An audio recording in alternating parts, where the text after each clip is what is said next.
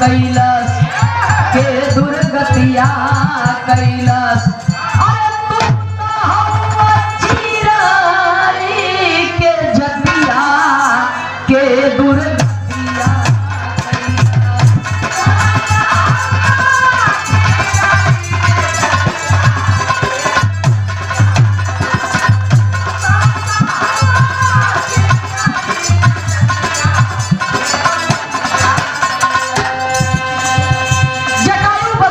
बाबूजी भगवान श्री राम से कहते क्या है? बनवास से हरण बनवास से रावण पापी किया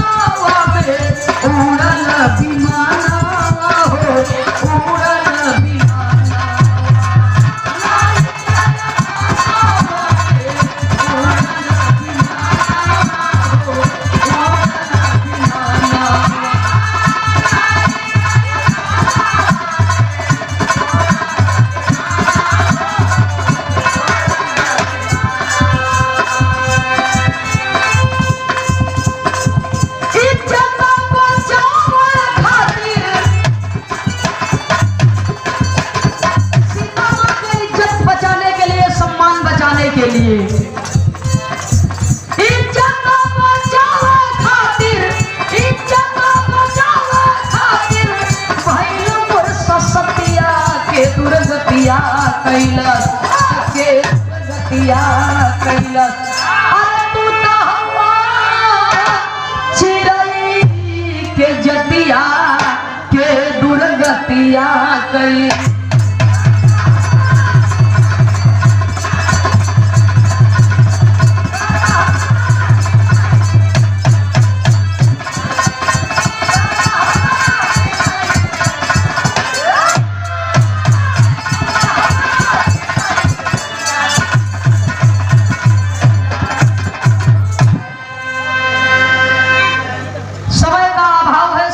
देखते हुए धन कहता है, पैसा कहता है मैं तुम्हें बहुत ऊपर तक ले जा सकता हूँ, मान सम्मान सब कुछ दिला सकता हूँ, लेकिन जिस दिन तुम्हारे अंदर अहंकार हो जाएगा, जिस दिन तुम्हारे शरीर के सांस की डोर टूटने वाली होगी, मैं तुम्हें ऊपर ले जा सकता हूँ, लेकिन तुम मुझे ऊपर नहीं ले जा सकते। ये मेरा श्राप है तुम लोगों को, ये लक्ष्मी जी का श्राप है।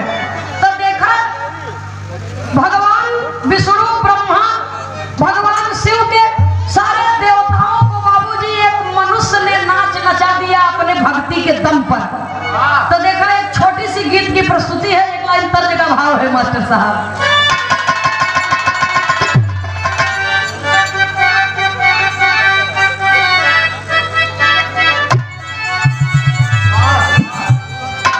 अरे ननद भाऊजैया तू एक समौरिया दुनहु को पिया परदेसिया हो राम। ये तो स्वर्गीय हैदर उस्ताद गाँव है। अब वही देखा भैया जी बताए नंदन कि बहुत सारे कलाकार अपने अपने अंदाज में गाते थे। देखा 3-4 ठे हमहू बतावत थे सुनने वाले बाबूजी। और आपके अखाड़े के ही नहीं पूरे बिरहा जगत के वो पुरोधा रहे। बिरहा में वीर रस को पैदा करने वाले वीर रस के जन्मदाता कहवावा करते थे। और आज भी उनकी एक पहचान है, कलाकार वीर रस गावे तो बाबू रामदेव का नाम जरूर आवत बाबूजी। तो बाबू रामदेव जी गावे के अरे रची रची की होताई हरिया गोरिया पिया पियारी जैबू पिया गाँव। श्रृंगार रस के गवैया बाबू बुल्लू जी गावे बाबूजी। अरे रोवा नहीं हरावा के लोग ये सखिया विधवा करौल पिया बदरी में। बाबू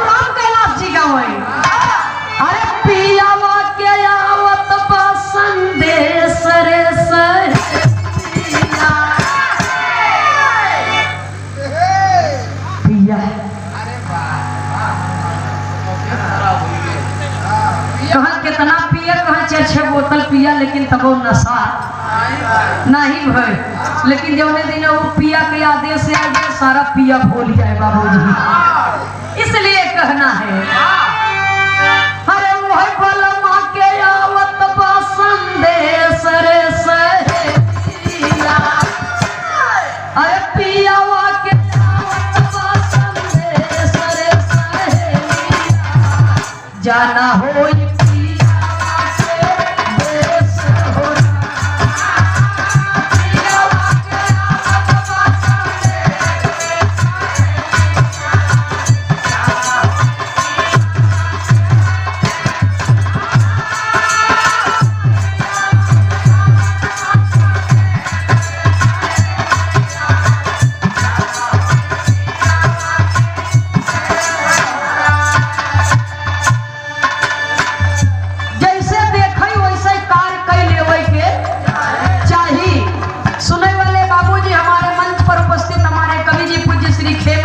मोच वाले, जिनकी देन है कि ये बिरहा समाज हमें मिली है।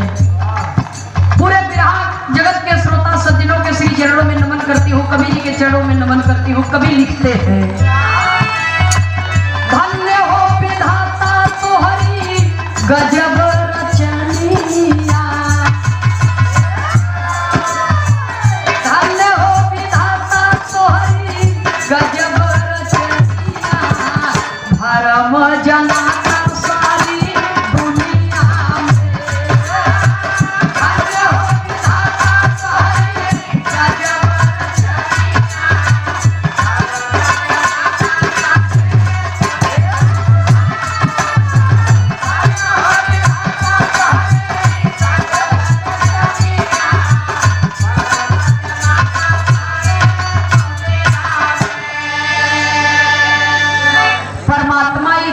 पर पैदा किए तो इंसान जाति हम और आप बनवा।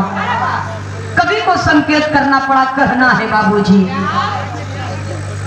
ये भैया तूफानी यादव जी की ओर से ये 20 रुपए का पुरस्कार आया है। बहुत बहुत सादर नमस्कार स्वीकार हो। जय श्री कृष्ण। कहना है बाबूजी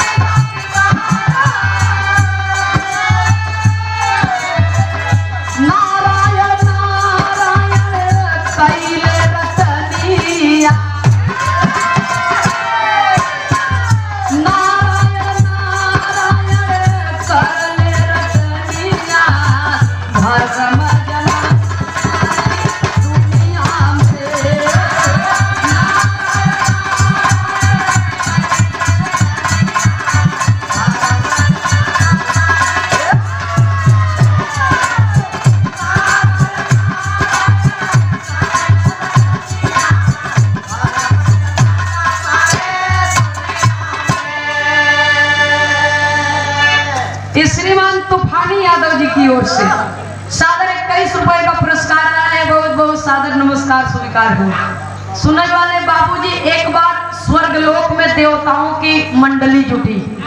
जरा आप लोग बात के समझ ले। एक देवताओं की एक कहानी बहुत लंबी है, लेकिन संक्षिप्त में आप लोग के बताई दे 5-7 मिनट के अंदर। उसके बाद बिरहा के नंबर उधर से नहीं, फिर हर से बिरहा सुने के मिली। सुने वाले भैया हो, स्वर्ग लोक में देवता लोगन के जब जमघट लगा तो देवता लोग विचार करे लागे। यह समय में देवता लोगन के कदर कम हो जात बा। जब इतना बात सुने बाबूजी, तब तक देवर्षि नारद जी बीड़ा सितार बजावत कहे नारायण नारायण।